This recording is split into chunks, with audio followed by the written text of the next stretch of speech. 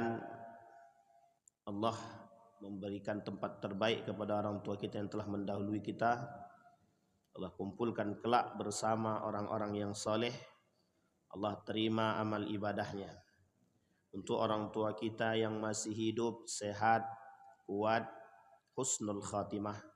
Keluarga yang kita bina, keluarga yang sakinah, mawaddah, warahmah, menghasilkan generasi-generasi pejuang insyaallah. Generasi-generasi Salahuddin Al-Ayyubi, generasi-generasi Muhammad Al-Fatih, generasi Khalid bin Walid, dan para sahabat-sahabat Nabi. Amin ya rabbal alamin. Baik Bapak Ibu sekalian yang berbahagia, bagaimana kabarnya Bapak Ibu, sehat? Ibu-ibu sehat ibu-ibu? Ibu-ibu ini yang paling semangat memang. Kalah semangatnya Bang Endar. Di dalam Al-Quran Allah berfirman, "Falamma nasu ma dzukkiru bihi fatahna 'alaihim abwaaba kulli syai'in hatta idza farihu bima utu akhadnahum baghtatan fa idza hum mublisun." Mublisun diambil dari kalimat ablasa yublisu, iblis. Iblis, ablasa yublisu. Ada kalimat yang serupa tapi tak boleh tertukar. Namanya albasa yulbisu. Libas, labisa yalbasu. Albasa yulbisu, memakaikan. Kalau istilah dalam nikah itu hunna libasul lakum wa antum libasul lahunna. Libas, pakaian, menutupi. Tapi berseberangan dengan kalimat yang satunya lagi, ablasa yublisu. Balas, balasa yablisu. Ablasa yublisu, menyelimuti. Sebenarnya beda-beda tipis saja. Ablasa itu kalau bahasa lainnya iblis. Iblis itu apa? Makhluk Ustaz. Oh ya, itu juga kita tahu. Kalau iblis itu makhluk, ya kita paham. Tapi itu kan secara makna. Mublisun kata Allah. Mereka yang mereka yang memakai pakaian iblis. Di dalam Al-Quran itu, ini ayatnya sahih. Karena ini ayat Al-Quran. Pernah dijelaskan oleh Nabi kepada sahabat. Kata Nabi, ha antum haula tud'auna litunfiqu fi sabilillah. Kata Allah begini. Inilah orang-orang kalian semua, ha antum haula. Ini loh kalian semuanya. Tud'auna, dipanggil, diajak oleh Allah, litunfiqu fi sabilillah, agar kalian itu berjihad di jalan Allah. Tunfiqu di situ diartikan oleh sebagian ulama tafsir jihad di jalan Allah, jihad dalam bentuk fisik, jihad dalam bentuk ekonomi, jihad dalam bentuk dakwah. Litunfiqu fi sabilillah. Tapi kalimat ini unik. Setelahnya itu yang membuat uniknya. Wa in tatawallau. Tapi kalau kalian tidak mendengarkan panggilan ini, atau justru berpaling karena kalian tidak beriman, atau kalian berpaling dari iman kalian, tatawallau. Uniknya kalimat ini menggunakan kalimat yastabdil qauman ghairakum. Yastabdil qauman ghairakum. Ini agak hati-hati para ulama mentafsirkan ayat ini. Apa kata Allah? Kalau kalian berpaling, kata Allah, akan datang kelompok lain yang akan menggantikan kalian. Tsumma la yakunu amsalakum. Kata Allah, tidak akan ada yang datang yang serupa setelahnya. Gitu. Itu Nabi sedang duduk dengan sahabat. Ketika sedang duduk dengan sahabat, sahabat nanya begini sama Nabi. Kata sahabat itu, lah terus nanti yang menggantikan kami kalau ada yang berpaling siapa? Itu ini bukan dalil cocokologi, hadisnya begitu bunyinya. Nabi bilang begini, diangkat sama Nabi tangan, dilalah. Ketika itu duduk di samping Nabi seorang pemuda yang gagah. Duduk di samping Nabi. Kata Nabi, min qaumi hadza, dari kaumnya dia nih, pemuda ini.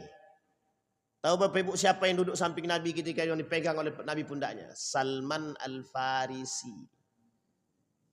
Farsi. Itu ayatnya jelas itu. Boleh dibuka dalam surat Muhammad 38.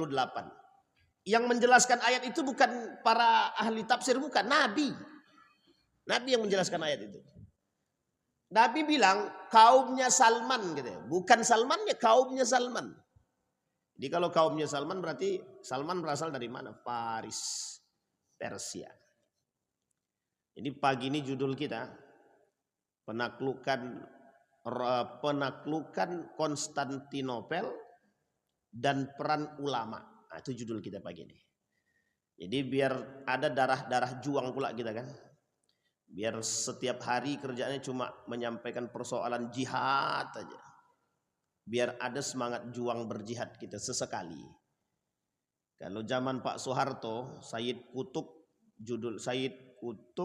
judulnya itu jihad. Bukunya haram diterbitkan. Kalau sekarang ini mudah-mudahan boleh untuk dipelajari dan kita pelajari bersama tentang fikih jihad itu sesekali. Siapa tahu bangkit pula semangat jihad kita. Meskipun tak boleh keluar, ya setidaknya jihad di dalam negeri inilah. Jihad untuk kebenaran. Itu yang dimaksud oleh Allah dalam surat Muhammad tadi. 38 itu. Kalau kalian tak mau jihad tak apa-apa. Tapi jangan banyak komentar. Nanti kami ganti dengan yang lain. Ternyata benar kan, setelah diganti komentar semua. Inilah itulah segala macam.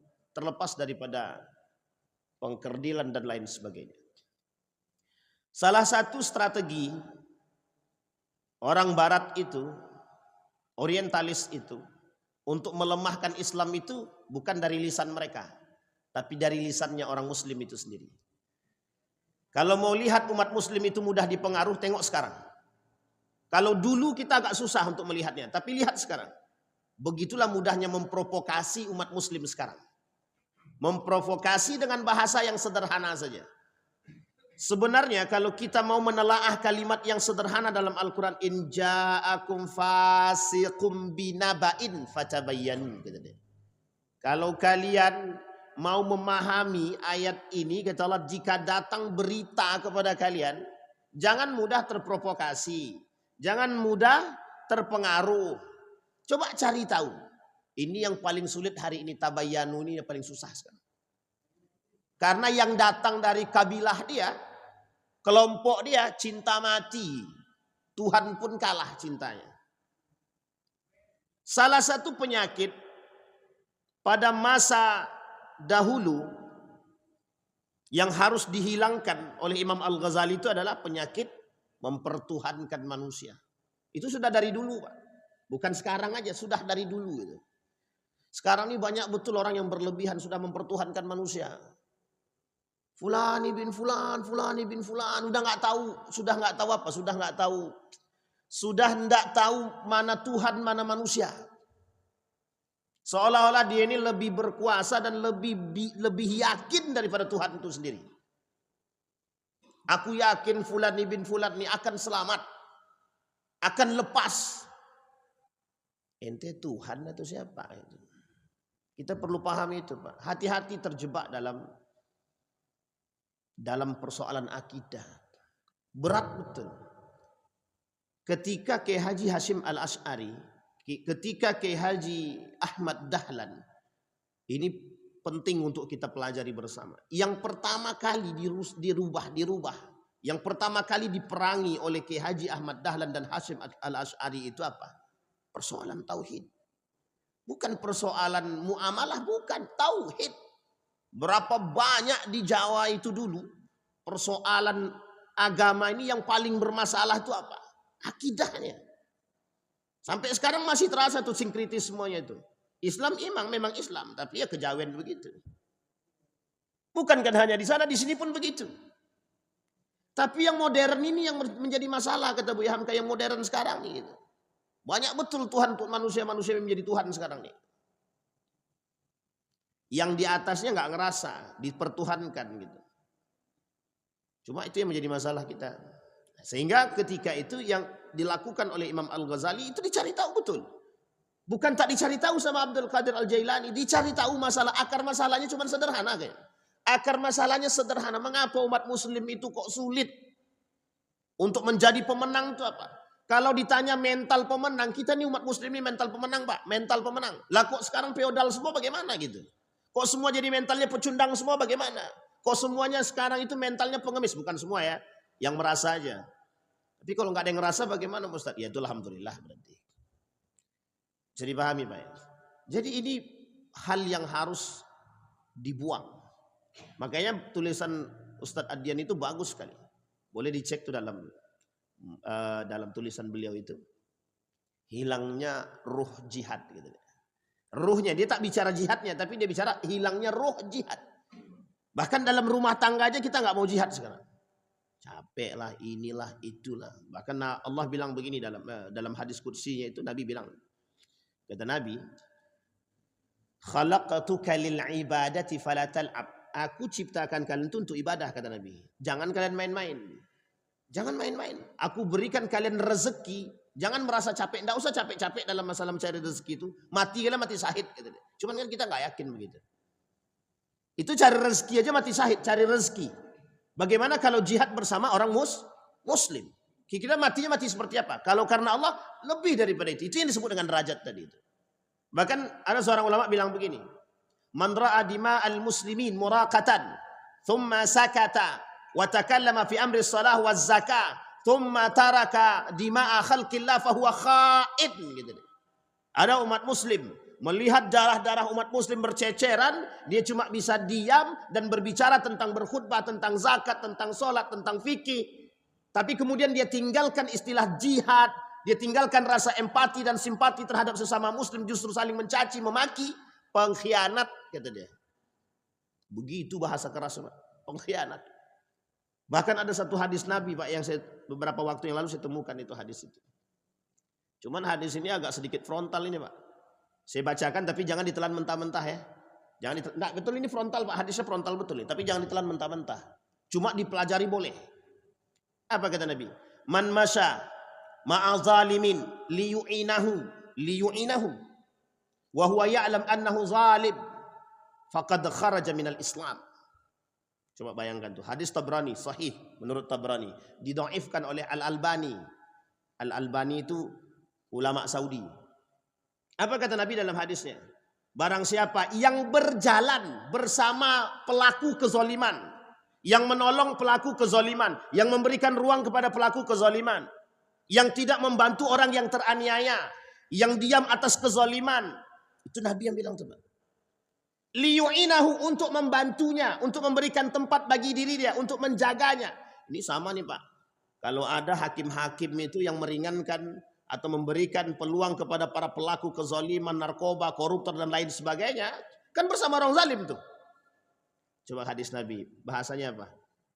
Faqad kharaja minal Islam. Dia telah keluar daripada Islam. Na'udzubillah, tsumma na'udzubillah. Ini kalau dibacakan kepada para aparat-aparat, oh ini ngeri juga nih. Serius Pak. Ngeri betul. Makanya hadis ini frontal, saya bilang tadi. Hadis ini frontal. Cuma kalau mau memahaminya dengan baik, benar Pak. Benar. Makanya ketika saya sebenarnya tidak menyindir dinasti. Sebenarnya begini. Kalau kita lihat pada masa dahulu memang pengkhianatan terhadap khalifah Turki Utsmani, terhadap Andalusia Umayyah, itu banyak memang pengkhianatan itu Pak. Ada namanya, saya agak sensitif juga kalau berbicara tentang Fatimiyah ini. Nanti dikiranya kok Ustadz ini dari dulu bicara tentang Fatimiyah dikiranya Syiah pula gitu kan. Tapi label Syiah itu sudah saya dapatkan alhamdulillah. Sudah saya dapatkan. Ya Bang Ardi ya. Jadi kalau kita belanya kelompok sebelah dikatanya kita Syiah gitu. Kalau kita bela Iran dibilang Syiah. Itu labelnya sudah saya temukan Pak alhamdulillah. Dari 8.000 komentar yang dikatakan Bang Ardi itu semuanya rata-rata mensyiahkan saya. Tapi kalau saya bela kelompok yang sebelah lagi, wah itu komentarnya sama juga Pak. Lebih dari 1000-an yang bilang salafi gitu ya. Wahabi ini Ustaz nih katanya. Ayo cocok lah itu. Yang jelas sekarang saya deklarasi lah, saya Muhammadiyah, itu yang jelas paling penting. Nah, itu yang paling penting saya kasih tahu dulu. Karena di mana-mana Bapak Ibu. Beberapa waktu lalu saya ketemu. Saya dengar betul, itu dengar betul. Ada itu Ustadz nggak jelas tuh. Saya jalan nih. Saya jalan nih, ada orang bilang begitu. Dan saya paham itu Pak, tapi saya nggak komentar. Saya lagi jalan nih, lagi mau cari makan itu, lagi jalan, masuk orang makan. Ada yang bilang begitu. Dia bilang, wah ini Ustadz abu-abu nih. Gitu. Kalau abu-abu masih mending Pak, ada warnanya kan. Kalau nggak ada warna sama sekali kan susah. Itu terserah lah Pak. Mau gimana pun silahkan lah. Itu bahayanya media sosial begitu. Makanya saya bilang sama beliau, nggak usah terlalu kita seriusi. Kalau diseriusi gila juga kita. Ustadz Adi Hidayat aja dikafirin orang kan, dikafirkan gitu. Kita cuma baru dibilang abu-abu. Itu masih mending bilang abu-abu. Kita mau ngajak jihad aja susah. Ngajak jihad aja susah. Kembali kepada hadis tadi. Dan persoalan utamanya kata Allah dalam Al-Quran surat Al-An'am ayat 44. Itu persoalannya. Falamma nasu ma dzukkiru bihi fatahna alaihim abwaaba kulli syai'. Dikaitkan dengan ayat yang tadi. Dikaitkan dengan ayat yang surat Muhammad 38 atau dikaitkan dengan hadis yang tadi. Kata Allah begini. Kalau mereka sudah mulai tidak lagi beriman kepadaku, kata Allah, itu sebabnya ada. Apa sebabnya? Mereka lupa dengan ketentuan Allah, mereka lupa dengan Allah. Itu kalimatnya. Tatawallau itu penyebab mereka menyimpang apa? Lupa dengan Allah. Mereka sudah lupa ketika cinta terhadap manusia berlebihan, mereka lupa itu dengan Allah. Mereka lupa dengan segalanya. Maka kata Allah, falamma nasu ma dzukkiru bihi, ketika kami turunkan segala sesuatu buat kalian, mereka lupa dengan kami. Justru baiknya Allah kalimat selanjutnya. Apa kata Allah?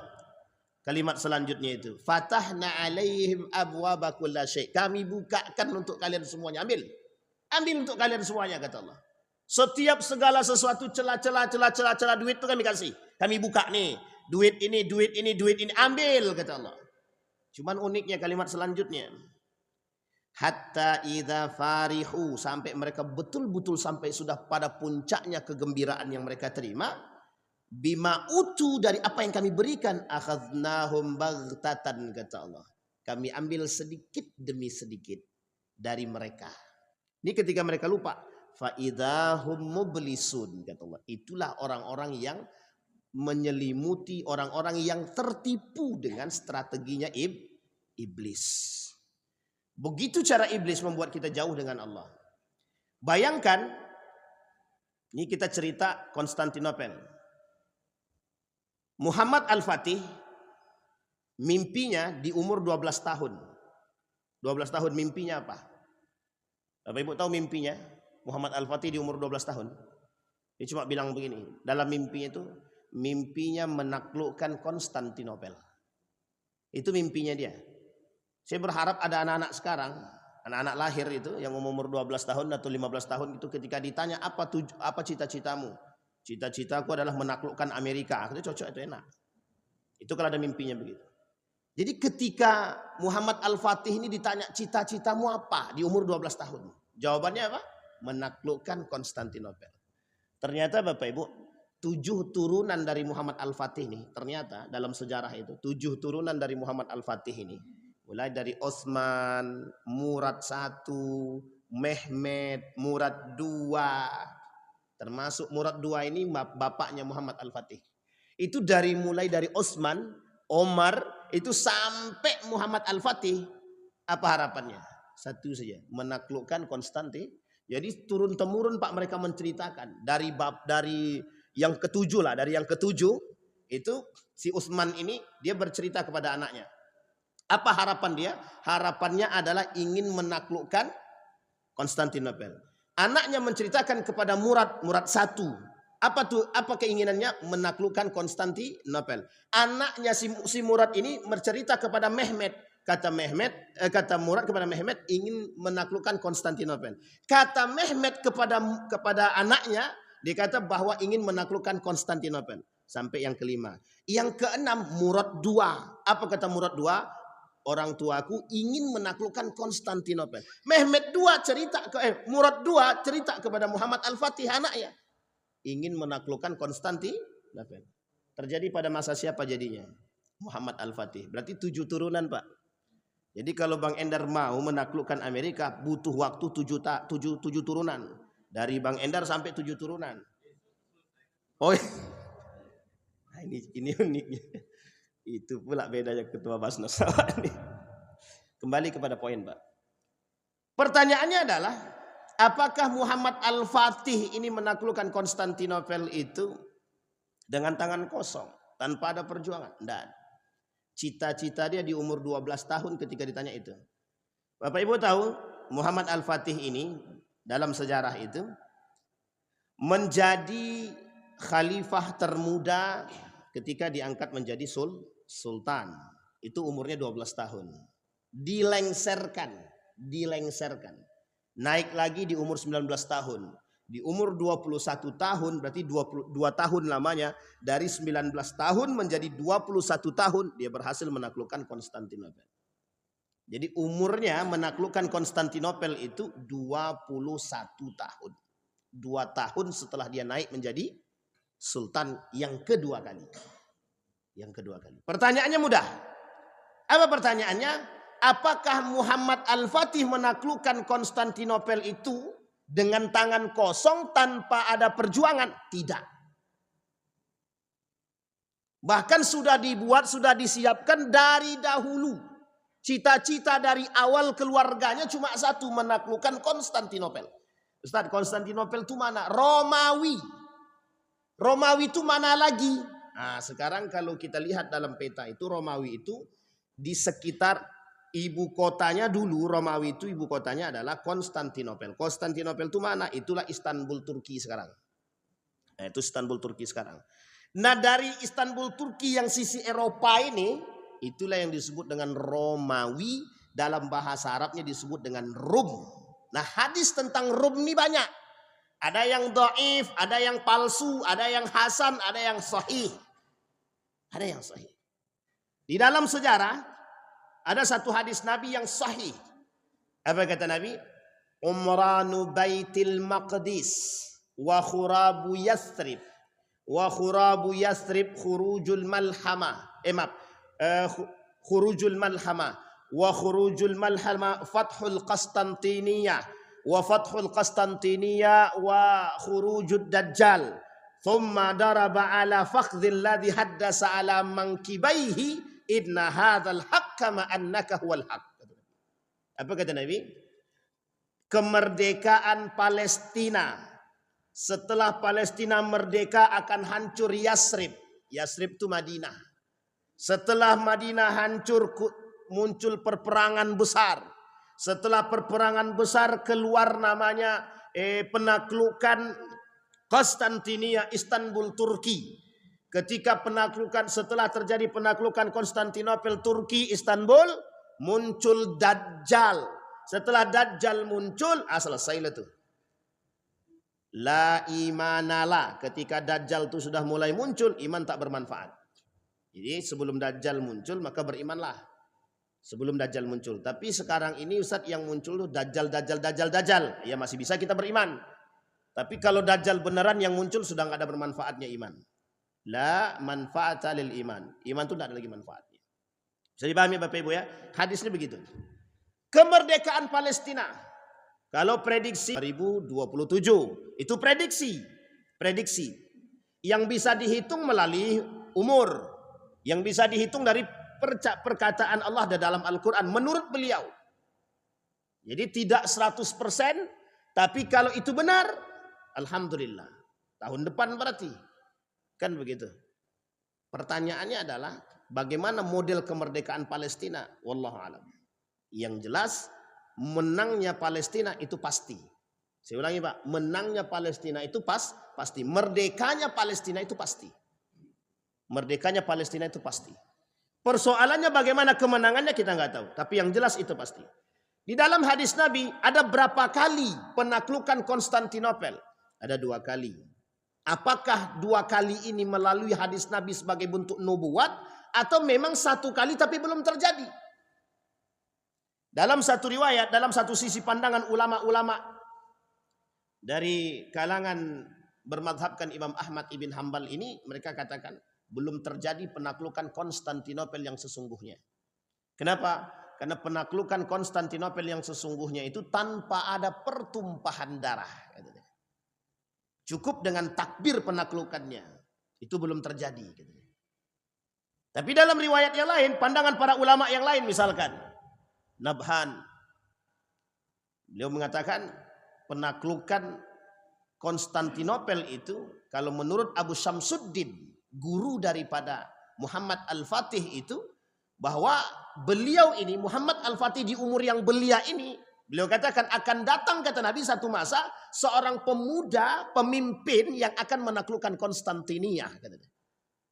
Akan datang satu pemuda yang akan menaklukkan Konstantinopel. Menurut Abu Syamsuddin tadi, ulama yang hidup pada masa Muhammad Al-Fatih yang menjadi guru kemenangan maknawi atas penaklukan Konstantinopel itu Abu Syamsuddin namanya. Itu peran ulama. Makanya ada tulisan mengatakan begini, penaklukan Konstantinopel dan peran ulama pada masa itu. Ini poin penting. Kalau kita kaitkan dengan Muhammad Salahuddin Al-Ayyubi, nampak kata Imam Al-Ghazali, runtuhnya Islam ketika itu sebabnya 2. Keilmuan, keulamaan. Dalam pandangan Hamid Fahmi Zarkasi, posisi ulama itu posisi yang sangat strategis. Kuat dia imannya, bisa bangkit. Lemah imannya, hancur semuanya. Bisa dipahami Bapak Ibu ya. Jadi tolak ukur kita ulama, Ustaz, benar. Kalau ulamanya kuat iman, aman kita. Tapi kalau ulamanya jual agama, itu yang menjadi masalah kita. Apalagi naudzubillah. Pokoknya kita tepis tuh Pak, kita tepis itu. Nah, ini ada kaitannya dengan, ya memang kadang-kadang susah Pak. Penyimpangan agama ini betul-betul berat lah. Kembali kepada poin tadi. Jadi ketika Abu Syamsuddin mengatakan dalam hadis yang dimaksud oleh Nabi dalam hadis itu adalah, kata Abu Syamsuddin dengan sangat yakin mengatakan bahwa yang dimaksud oleh Nabi itu adalah pemuda ini. Jadi lama Pak, dari masanya Nabi mengatakan hadis tersebut belum terbukti. Bahkan ketika terjadi beberapa turunan, termasuk pada masa Utsmaniyah, termasuk pada masa Umayyah, termasuk pada masa Abbasiyah, belum kepikiran. Ada keinginan menaklukkan Konstantinia. Tapi apakah para sahabat ini tidak tahu hadis? Tahu Pak. Cuman mereka berpikir Pak, siapa yang dimaksud oleh Nabi? Ternyata baru bisa ditaklukkan Romawi itu, Konstantinopel pada saat itu adalah pada masa Muhammad Al-Fatih. Makanya disebut di situ Muhammad Al-Fatih. Cuma kata sebagian kalangan, banyak sekali dongeng-dongeng di balik cerita tersebut. Itu tergantung penulis sejarah. Jadi sejarah itu tergantung siapa yang menulis.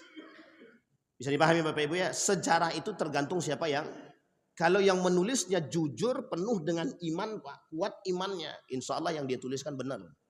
Tapi kalau yang dia tuliskan itu dengan nafsu dia, ya selesai kita Pak. Apa contohnya? Contohnya adalah yang mengatakan nama Zulaikhah. Istri siapa itu? Nah, itu tidak ada dalam hadis yang sahih sama sekali itu. Jangankan sahih, Hasan tak ada. Dhaif aja tidak ada. Yang ada dari hadis-hadis dhaif jiddan ada satu hadis namanya Zulaikhah. Tapi Bapak Ibu harus tahu dari mana cerita itu. Cerita itu muncul dari Israiliyat namanya. Pengaruh-pengaruh orang-orang pada masa dahulu dari sisi orang-orang kibal Israel ini membangun cerita. Dan itu masuk dalam beberapa tafsir, termasuk salah satunya tafsir Ibnu Katsir dan Jalalain. Dan itu masuk banyak di beberapa kitab, itu banyak. Termasuk persoalan hadis-hadis Israelian. Tapi terlepas daripada itu, contoh film Nabi Yusuf, contoh film Umar bin Khattab, Nameh Ali bin Abi Thalib, kemudian Abu Bakrin Siddiq, kemudian beberapa cerita-cerita yang lain, itu banyak di CCTV 2. Kalau tidak dia Syiah, Yang kedua itu pasti Israel. Israiliyat maksudnya, Israiliyat, bukan Israelnya, Israiliyat. Israiliyat itu cerita-cerita dusta lah, tambahan-tambahan. Itu banyak dibuat-buat. Dia ada dua memang yang kita temukan, yang kami temukan dalam persoalan film ini, cara mereka merusak kita ya, itu ada dua memang. Satu dari sisi teman-teman Syiah itu ada, dari sisi kalangan Syiah itu ada. Dulu rame betul itu, Al-Manar dan lain sebagainya itu. Yang kedua dari sisi Israiliyatnya, cerita yang diada-adakan, cerita yang dibuat-buat, dan itu banyak sekali. Israel, dari mana Bapak Ibu tahu bila Israel itu? Tidak ada cerita dalam hadis Nabi, begitu juga dalam Al-Quran. Malaikat maut itu namanya Israel itu tidak ada. Gak ada. Namanya malakul maut. Kalimatnya malakun. Malakun itu jamak daripada malaikat tadi. Malak, jamak dari malaikat 1, 2, 3. Nah di antara malaikat-malaikat maut ini ada kepalanya, ketuanya. Bukan Israel, tidak ada nama Israel itu, tidak ada. Jadi nama Israel itu dibuat oleh Israiliyat tadi, cerita-cerita Israiliyat saja. Bagaimana dengan lagu Bila Israel itu Ustaz? Bila Israel datang itu. Yang penting namanya nggak ada. Boleh dicek dalam hadis yang sahih, hadis yang hasan itu tidak ada. Jadi banyak kalau cerita, kalau untuk merusak kita ini banyak cerita-cerita banyak. Saya temukan itu di beberapa tahun belakangan ini, sekitar 2-3 tahun lah. Kan kebetulan anak saya sekolah juga di sekolah-sekolah Islam hari ini kan. Cuma memang ya itu tadi, ya kita mau menyalahkan secara frontal tidak bisa juga. Kita harus menggunakan pendekatan. Dan ternyata, mohon maaf ya, ternyata pengaruh orang-orang yang berada di sekeliling pembuat buku itu besar. Contohnya. Dulu ada buku tentang soal ujian tentang agama Islam. Dalam soal tersebut dia berbicara tentang persoalan siapa? Persoalan Al-Hasan wal Husain. Tahu kan maksudnya kemana kalau begini kan? Secara ini sudah bisa paham nih kemana arahnya. Mesti Syiah. Itu mesti situ. Kedua, buku paket. Itu pernah buku paket itu bergambar babi. Di nama siapa? Umar bin Khattab. Itu pernah lewat buku itu. Akhirnya cepat diklarifikasi dan dirubah. Begitulah caranya. Dan banyak lagi cerita-cerita Israiliyat yang lain tuh banyak. Termasuk persoalan-persoalan yang tadi kita sampaikan. Dan memang Bapak Ibu banyak cerita-cerita yang terbangun berdasarkan kadang cerita pribadi, kemudian berdasarkan pengetahuan-pengetahuan yang sifatnya tidak tertulis. Ya tidak bisa kita salahkan juga kalau memang ternyata tergantung siapa yang berbicara. Makanya kejujuran itu penting. Termasuk persoalan sejarah tadi. Baik, kita kembalikan Konstantinia tadi Pak.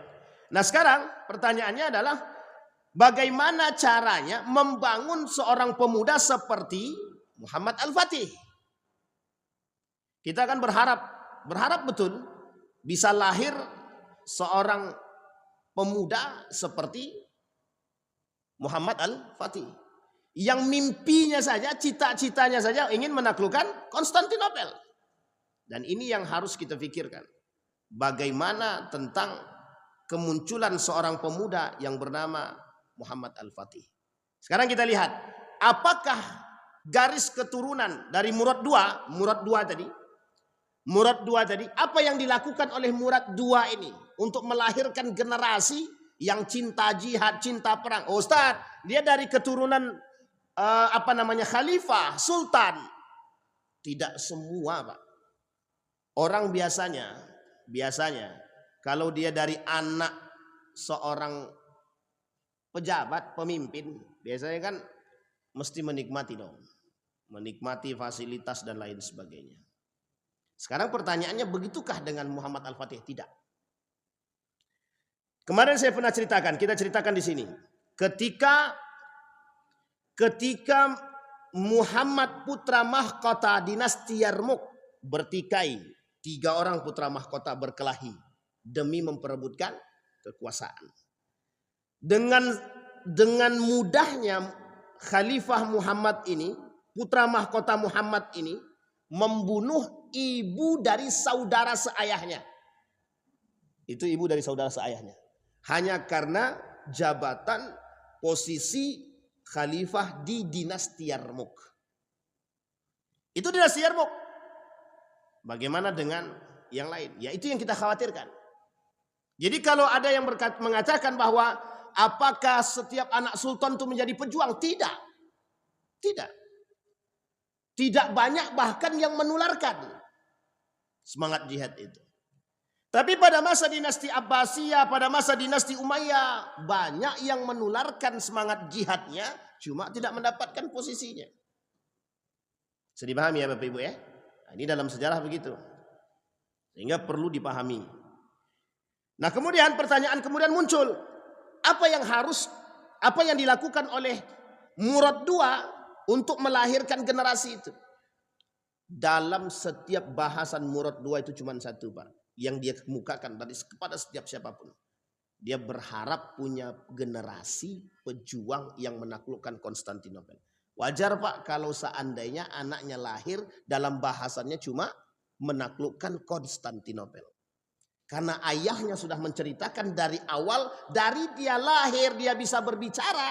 Yang disampaikan oleh Murad kepada anaknya adalah bagaimana menaklukkan Konstantinopel. Jadi kalau anak kita yang kita sudah lahir bisa berbicara, engkau nanti harus jadi orang kaya ya, engkau harus jadi pejabat ya, itu yang terbenak dalam otaknya sekarang.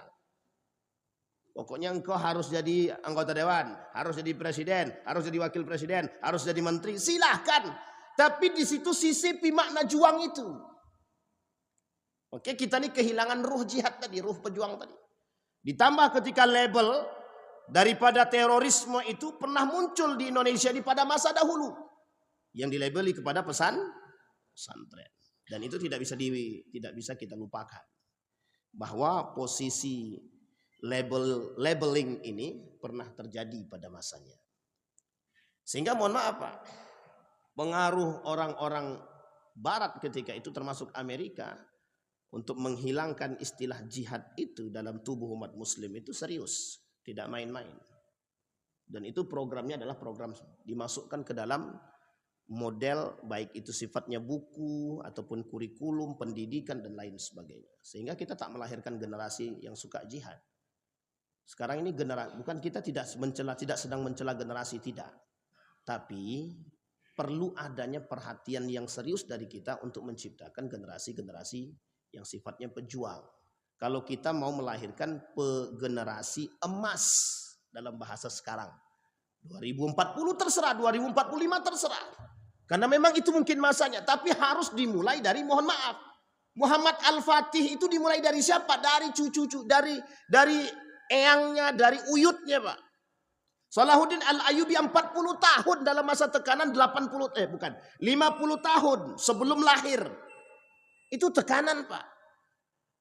Islam dalam tekanan karena tekanan yang mereka terima dari tentara salib, mereka bisa membangun Pak. Tapi kata Imam Al-Ghazali, tak bisa langsung jihad, tak bisa. Dekatkan dia dengan perbaiki dulu akidahnya, perbaiki dulu Islamnya, perbaiki dulu imannya. Ini persoalan kita sekarang. Dan itu menjadi persoalan serius hari ini. Hari ini persoalan serius. Kita tidak akan bisa menang kalau mohon maaf kita tak punya iman yang kuat. Tidak akan Pak. Tidak akan. Itu bahasanya begitu. Kenapa kau Ustaz yakin betul? Ya begitu memang harus yakin Pak. Karena posisi orang yang tidak beriman itu ketika sekalipun dia berjihadnya bukan untuk Allah. Itu kalau orang yang berjihad tanpa iman. Bersungguh-sungguh tanpa iman. Baik, kita lihat. Sekarang apa perannya Syamsuddin dalam membentuk karakter Muhammad Al-Fatih ini? Nah, di sini poin penting Pak. Jadi kita berharap nih, berdoa betul kalau adalah para ulama yang duduk di samping para pemimpin dan pejabat. Nah, ini pentingnya Pak, ini pentingnya. Cuma yang harus kita lihat dari psikologinya dulu. Muhammad Al-Fatih masih muda. Gurunya sudah tua. Oke ya. Gurunya nih ulama besar, tapi sudah tua. Sudah tua. Muhammad Al-Fatih masih muda. Sampai di sini paham ya? Bisa dipahami Bapak Ibu? Artinya apa? seorang ulama yang beriman dan umurnya cukup untuk menasehati yang lebih mudah dari bawahnya, maka ada kemungkinan besar untuk didengar. Tapi kalau sebaliknya, pejabatnya sudah tua, pemimpinnya sudah tua, leadernya sudah tua, ulamanya masih sangat muda sekali, cuma ada dua kemungkinan. Kalau dia tidak kuat iman, dia akan mengikuti. Ini hadisnya sahih, Pak. Kata Nabi begini, manisdada minas sultani qurban wa masdada minallahi illa bu'dan. Ini tentang hadis akhir zaman juga. Manisdada minas sultani qurban wa masdada minallahi illa bu'dan. Kalaulah mereka mulai mendekat kepada, ini mereka ya, mereka disebut sini yang mengerti agama, mendekat kepada pemimpin, tidaklah mereka bisa dekat kecuali mereka akan jauh daripada Allah. Ini digarisbawahi oleh para ulama hadis. Apa yang digarisbawahi? Ini yang disebut dengan cinta terhadap dunia tadi. Itu yang disebut dengan Allah tadi, nasu bima dzukkiru. Mereka yang melupakan apa yang kami berikan kepada mereka, yang bima utu kata Allah, yang kami berikan semua. Tapi mereka lupakan kami kata Allah. Mereka sudah diberikan kekuasaan, mereka diberikan posisi kata Allah, mereka diberikan kekuatan, mereka punya peran besar untuk meyakinkan dan membisikkan kepada mereka itu. Itu yang terjadi dengan Imam Al-Ghazali. Itu yang terjadi dengan Imam Asy-Syafi'i. Ketika nizamiyah itu sudah mulai jauh daripada yang diinginkan, mereka keluar daripada pemerintah. Jadi kita butuhnya yang begitu.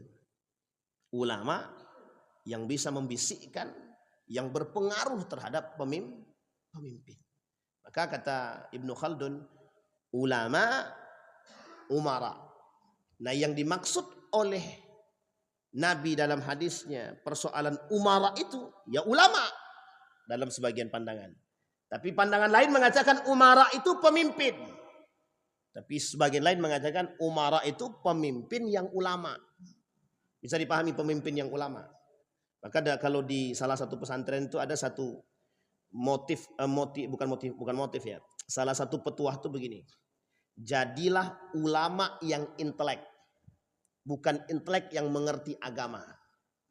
Saya ulangi Pak ya. Jadilah ulama yang intelek, bukan intelek yang mengerti agama. Tahu Bapak Ibu maksudnya apa? Kalau dia ulama yang intelek itu penting Pak. Cerdas, ulama yang cerdas, diulamakan dulu Pak. Ulama dulu baru dia harus cerdas yang lain.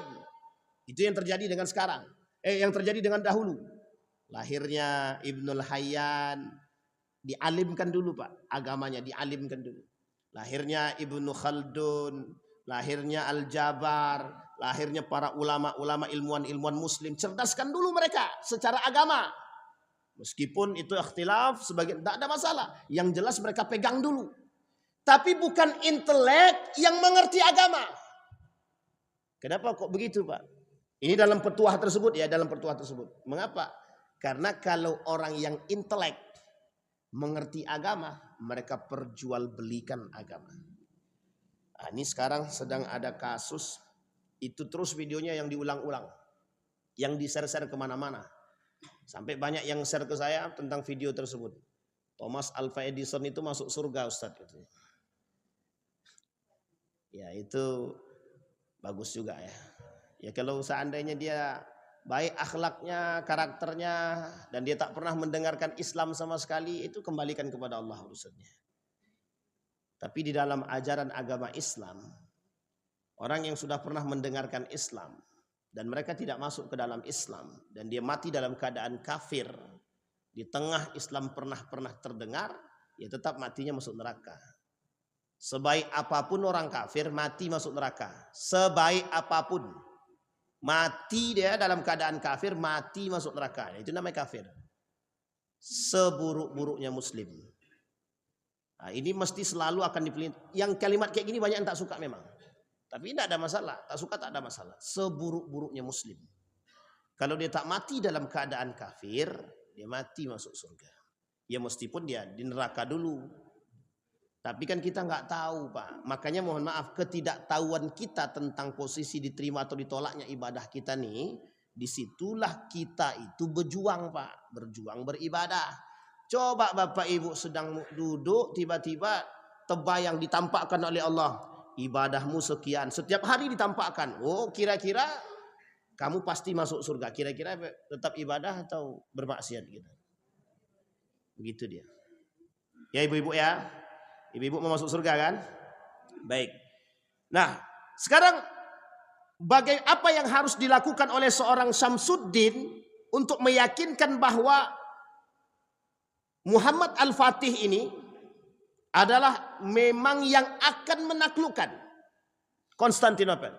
Bapak Ibu, dalam sejarah, dalam catatan sejarah itu sempat ada keraguan di kalangan para ulama bahwa yang dimaksud oleh Nabi itu bukan beliau.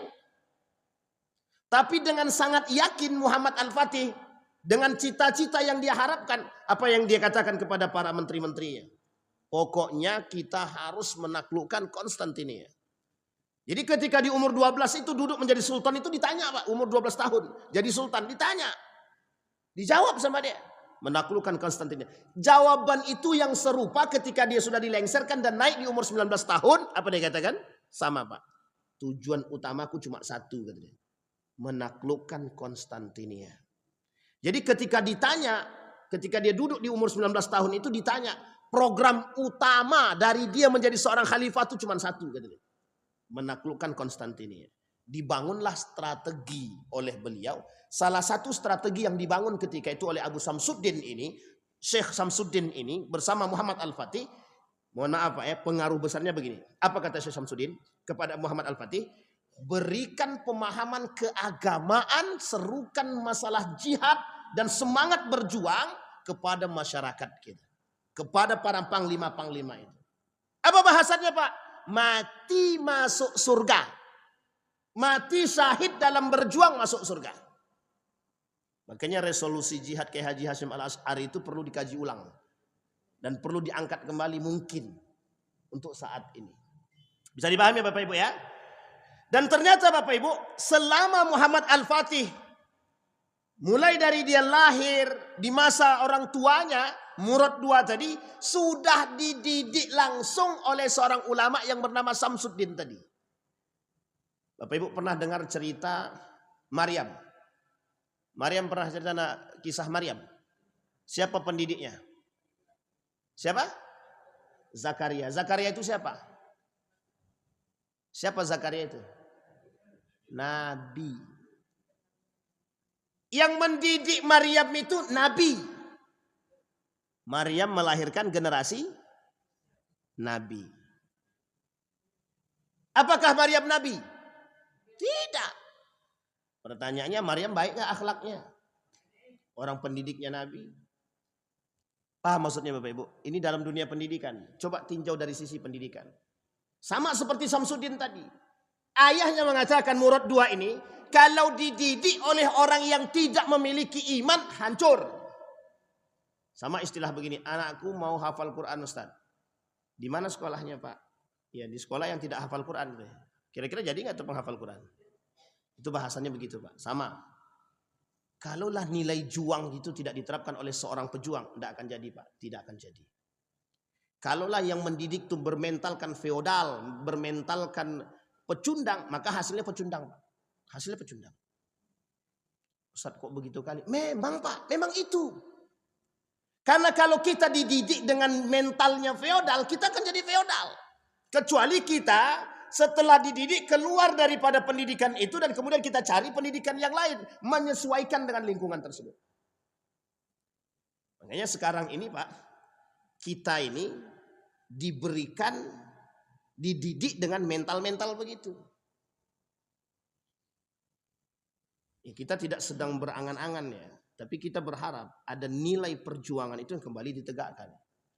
Nilai perjuangan itu yang kembali ditanamkan. Bisa dipahami Bapak Ibu ya? Baik. Berapa lama? Apakah ilmu yang dipelajari oleh Al-Fatih bersama Syamsuddin? Yang pertama, ini yang pertama Pak, ilmunya. Ini perlu dipahami. Syamsuddin mengajarkan kepada Al-Fatih ilmu yang pertama, Al-Quran. Ilmu Al-Quran. Itu yang pertama. bukan materi, bukan fisika, bukan bahasa Inggris, bahkan bukan bahasa Indonesia, bukan juga olimpiade matematika. Kenapa Ustadz kok begitu sensitif banget dengan pelajaran begitu? Tidak sensitif saya Pak, cuma terlalu berlebihan manusia mengagungkan itu sekarang. Anak Ustadz alhamdulillah, sudah itu alhamdulillah pula lagi juara olimpiade Ustadz. Saya tanya, emang anak ibu sudah hafal berapa juz? Oh belum bisa baca Quran dia lagi Ustadz. Miris hati kita Pak, sedih kita. Makanya kalau Bapak Ibu lihat sekarang itu banyak para pemenang-pemenang lomba Al-Quran itu memang tak dapat apresiasi. Ya begitulah yang ingin saya tunjukkan kepada Bapak Ibu pandangan hari ini terhadap agama. Dr. Saidul Amin baru-baru ini kan berangkat ke Spanyol. Beliau menuliskan satu tulisan, bagus tulisannya. Saya senang betul dengan tulisan itu, saya baca itu tulisan itu. Betapa salah satu musuhnya orang-orang di sana itu, Andalusia, Isbani, kalau sekarang namanya Spanyol. Apa musuhnya? Dituliskan dalam tulisan tersebut. Salah satu musuh yang menjadi berat bagi mereka adalah Islamophobia. Anti-Islam.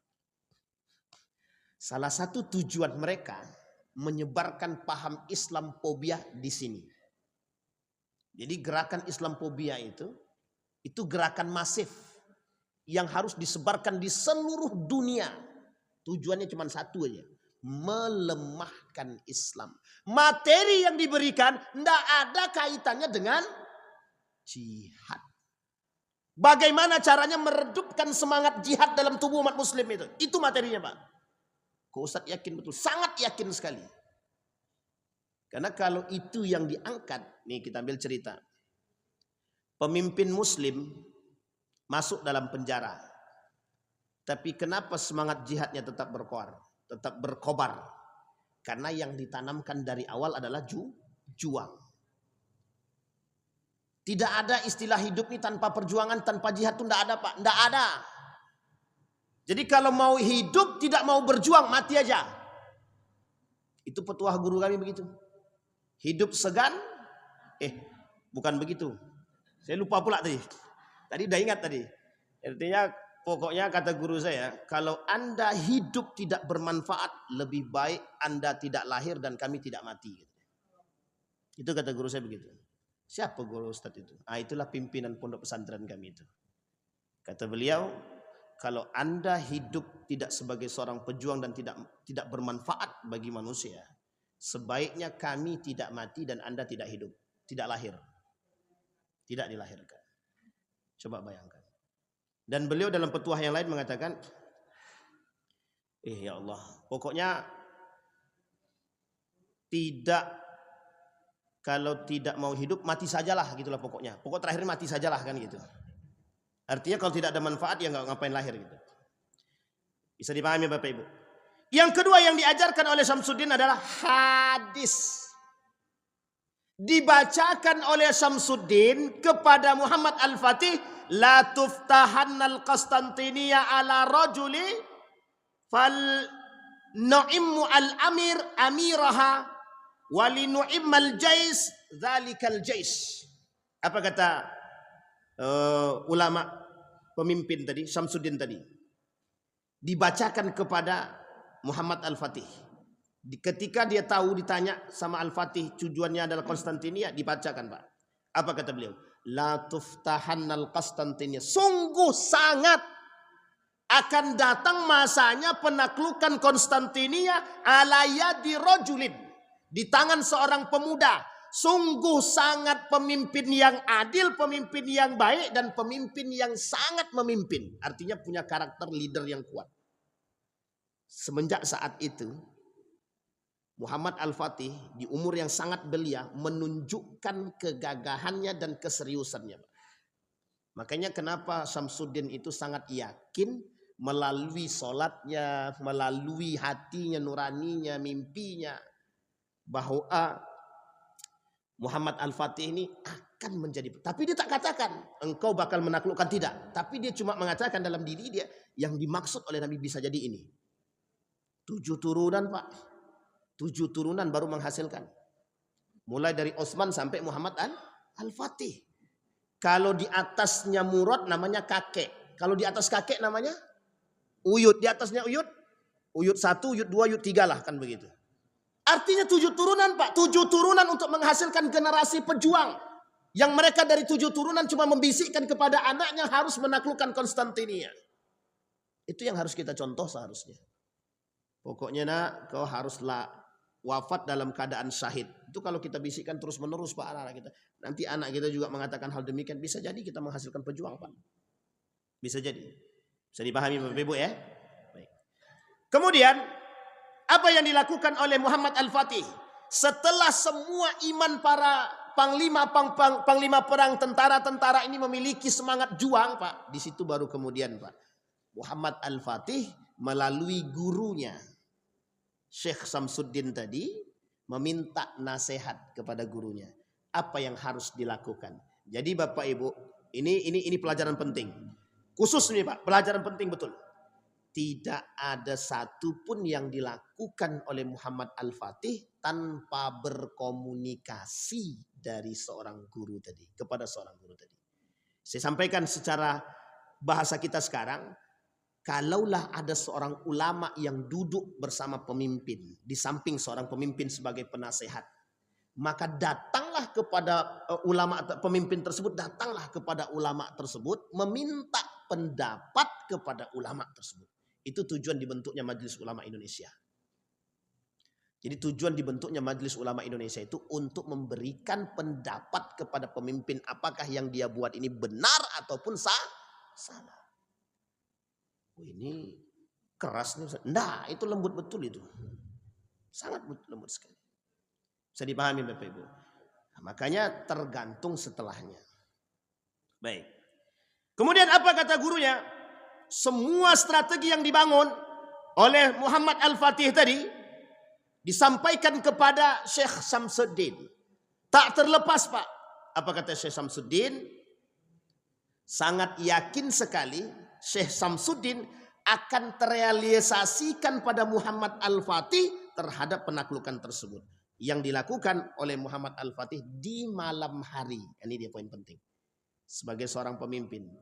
Itu kan pemimpin yang beriman Ustaz. Benar.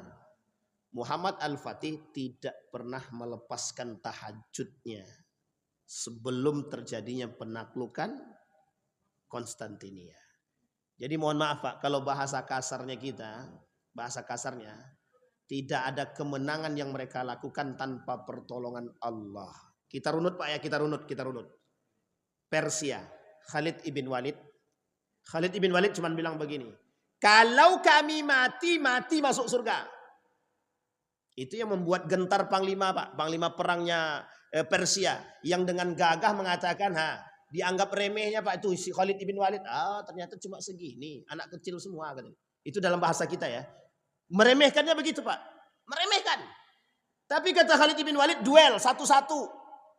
Harapannya ketika duel satu-satu, kata panglima Persia ini tadi, ketika kami sedang duet kalian serang. Nggak tahunya Pak, dalam posisi mereka berperang tersebut, Khalid ibn Walid ini menang atas panglima Persia. Itu turun Pak, semangat juang yang tadi dalam orang Persia tadi langsung turun itu Pak. Langsung bingung itu. Ini kok panglima kami yang bagus saja kalah gitu. Begitu mentalnya Pak. Ali bin Abi Thalib.